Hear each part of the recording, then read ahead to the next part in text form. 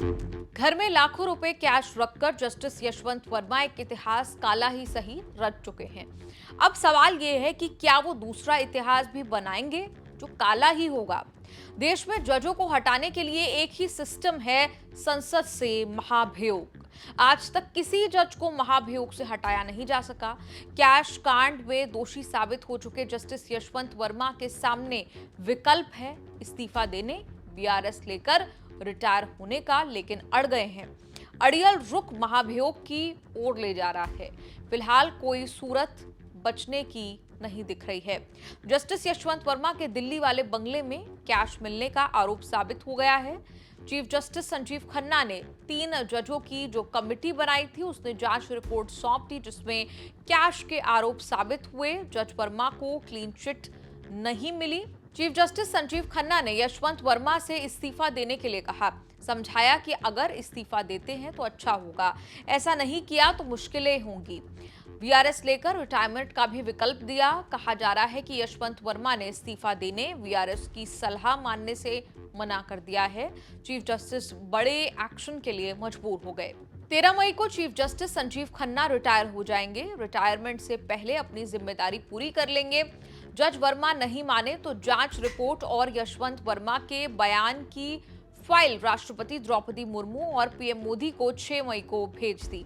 सरकार को रिपोर्ट भेजने का मतलब है कि चीफ जस्टिस ने जस्टिस वर्मा को हटाने का फैसला पीएम राष्ट्रपति पर छोड़ दिया है। सरकार की सलाह पर राष्ट्रपति की मंजूरी से ही महाभियोग लाया जाएगा, जिसका फैसला संसद में होगा। 14 मार्च को जस्टिस यशवंत वर्मा के घर में आग लगी थी। फायर ब्रिगेड की टीम आग बुझाने पहुंची तो आर्ट हाउस में जले हुए नोटों के बंडल मिले। हालांकि तब जज वर्मा और उनकी पत्नी दिल्ली से बाहर मध्य प्रदेश में थे। नोटों के बंडल मिलने का मामला करप्शन का बना। जज यशवंत वर्मा ने अपना पैसा होने से इनकार करके फंसाने का आरोप लगाया। चीफ जस्टिस ने 3 जजों की कमेटी बनाकर जांच कराई। जांच रिपोर्ट आई तो जज को क्लीन चिट नहीं मिली। हालांकि जस्टिस यशवंत वर्मा पर अभी तक काफी नरमी बरती गई है। जज का मामला है, इसलिए मजबूरी भी है।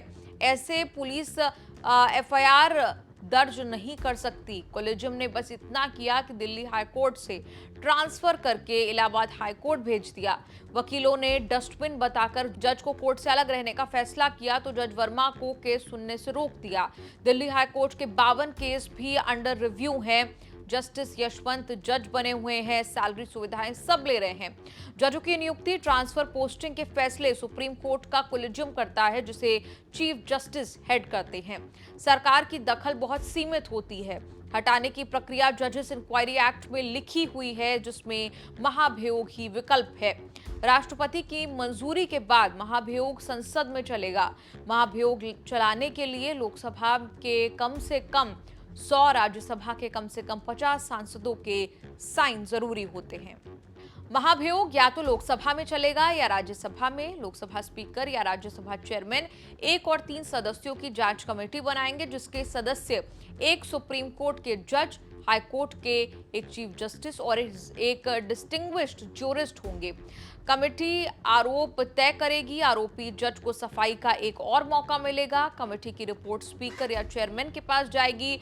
फिर संसद के दोनों सदनों में बहस होगी। जज को हटाने का प्रस्ताव तब पास माना जाएगा जब 2/3 बहुमत से मंजूर हो। संसद से पास होके महाभियोग प्रस्ताव राष्ट्रपति के पास जाएगा। राष्ट्रपति की मंजूरी के बाद उसके बाद ही हटाया जा सकता है।